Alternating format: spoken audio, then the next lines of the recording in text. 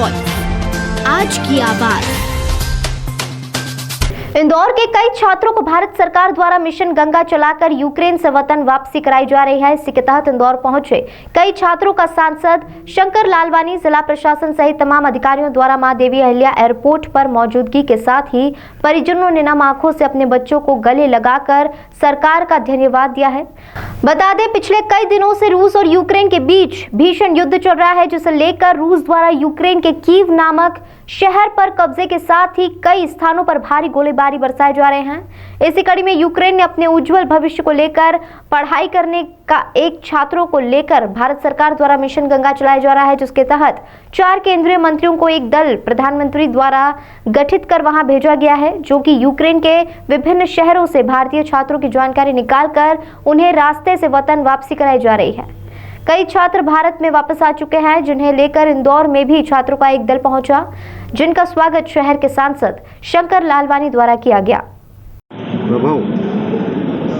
जी, जो हालात बने हैं, अब बेटा सकुशल वापस आ रहा है, कैसी फीलिंग है बतौर माँ, आप क्या सोच रही हैं? मतलब फीलिंग तो मैं क्या बताऊँ कि बहुत अच्छा लग रहा है। एक बहुत बुरे दौर से हम लोग गुजरे हैं, तो उसके बाद अब बहुत राहत की सांस मिली है। मतलब खाना पीना, दिन रात किसी चीज़ का कोई होश ही नहीं था। अभी जो दिन गुजरे हैं उनमें अब जब वापस आ रहा है, तो गवर्नमेंट ने जो स्टेप्स लिए हैं, एम्बेसी ने जो स्टेप्स लिए हैं, आप मानते हैं कि ऐसी कंडीशंस में सबसे ज़्यादा अच्छे हो सकते हैं? बहुत मतलब जितनी जल्दी जो हो सकता था वो गवर्नमेंट ने किया है। इसके लिए मैं हमारे प्रधानमंत्री जी के आभारी हूँ, क्योंकि जब पोलैंड बॉर्डर पे बच्चे पहुँच गए थे तब पोलैंड उनको एंट्री नहीं दे रहा था, पर एक ही दिन के अंदर पोलैंड ने बिना वीज़ा के बच्चों को एंट्री दी। ये बहुत बड़ी बात है।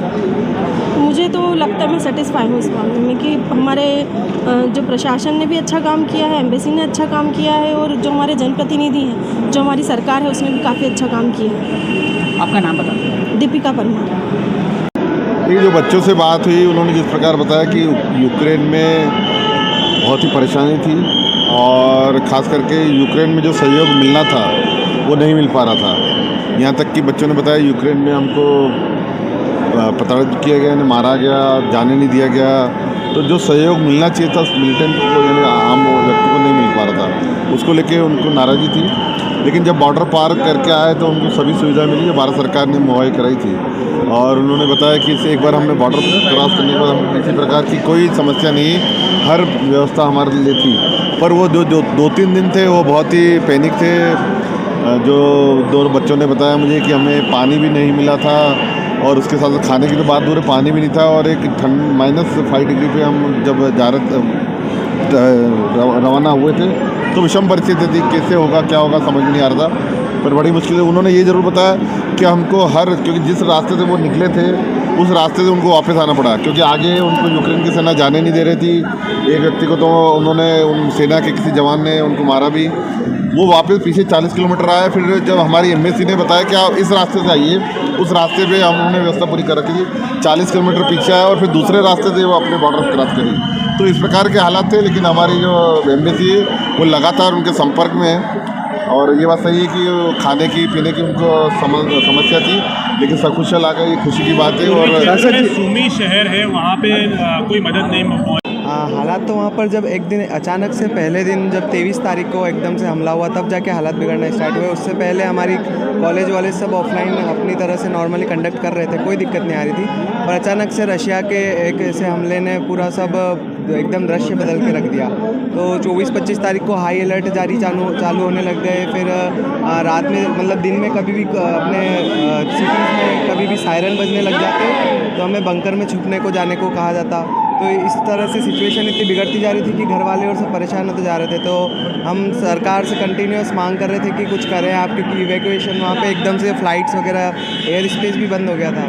तो जैसे ही फिर माननीय नितिन गडकरी परिवहन मंत्री जी से बात की है, अनिल फरोजिया जी से बात की है, तो उनने फिर कुछ नंबर दिए थे मोनिक जायसवाल जी के और इनके। तो उनसे फिर हम कंटिन्यू संपर्क में थे और बॉर्डर तक जाने की हमने जितनी असफल कोशिशें बहुत सारी, हम नहीं जा पाए, क्रॉस नहीं कर पाए। यूक्रेनियन गवर्नमेंट नहीं इतना सपोर्ट दे रही थी। पर जैसे तैसे करके हमने पोलैंड बॉर्डर क्रॉस करी इनके निर्देशन में। अपने फॉरेन मिनिस्ट्री में से मनोज पांडे सर ने भी बहुत हेल्प करी। वो कंटिन्यूस हमेशा टच में रहे, तो उन्होंने काफ़ी बढ़िया तरीके से हमें गाइड किया और उनके मार्गदर्शक में हम पोलैंड बॉर्डर क्रॉस कर गए और पोलैंड बॉर्डर में इंडियन एम्बेसी ने बहुत सपोर्ट किया और वहाँ से फिर यहाँ तक का सफ़र बहुत स्मूथ बना दिया उन्होंने। और आज इसी का नतीजा है कि हम सब यहाँ पर शांति से और सही समय पर अच्छे समय पर पहुँच चुके हैं। इंडियन गवर्नमेंट और एम्बेसी का पूरा फुल सपोर्ट रहा आप लोगों? हाँ, इंडियन गवर्नमेंट का पोलैंड में सब जगह सपोर्ट रहा, सिर्फ यूक्रेन में चूँकि वो एम्बेसी भी खुद जूझ रही है उन सब चीज़ों से। वहाँ पे कीव में एम्बेसी और वो भी वहाँ पे भी बम वगैरह सब गिर रहे हैं, तो इसलिए उस चक्कर में यहाँ पे जो भी यूक्रेन में जितना वो कर सकते थे उन्होंने पूरा किया। पर वहाँ पर मोस्ट ऑफ द हम कह सकते हैं कि वहाँ पर सारा हम हमारे हाल पे ही छोड़ दिए गए थे और हम खुद से ही सब डिसीजन लेना पड़ रहे थे और सारा काम खुद से ही करना पड़ रहा था। पर ऐसे में इन सब ने मिलके हमें जो सर थे यहाँ पे, इन्होंने मिलके एकदम से गाइड किया और हमें एक रास्ता बनाया और उस रास्ते पे से हम निकल के और आज यहाँ पहुँचे हैं। आप वापस जाना चाहेंगे वहाँ पर? हाँ, वापस अब देखते हैं सरकार क्या निर्णय लेती है, क्योंकि देखने में तो आ रहा है कि यूक्रेन का कुछ भी कह नहीं सकते, अभी से कुछ डिसाइड नहीं है, कल कुछ भी हो सकता है। तो इन केस फ्यूचर की पढ़ाई यदि हम सबका 4th ईयर में मैं पढ़ रहा हूँ, लास्ट 2 ईयर्स रह गए थे, बहुत सारे बच्चों के 5th ईयर में 6th ईयर में लास्ट ईयर में थे, तो अब लास्ट ईयर अफेक्ट होगा तो आगे सरकार क्या करेगी, उसके लिए क्या निर्देशन देगी, यहाँ पर एडमिशन देगी या नहीं देगी, या फिर कहीं बाहर जाना पड़ेगा या हमें ये प्लान ड्रॉप करना पड़ेगा। तो इन सब के लिए हम सरकार से कनेक्ट में हैं और उनसे दरख्वास्त करते हैं कि वो हमें देखें और हमारे लिए कुछ सोचें इस बारे में।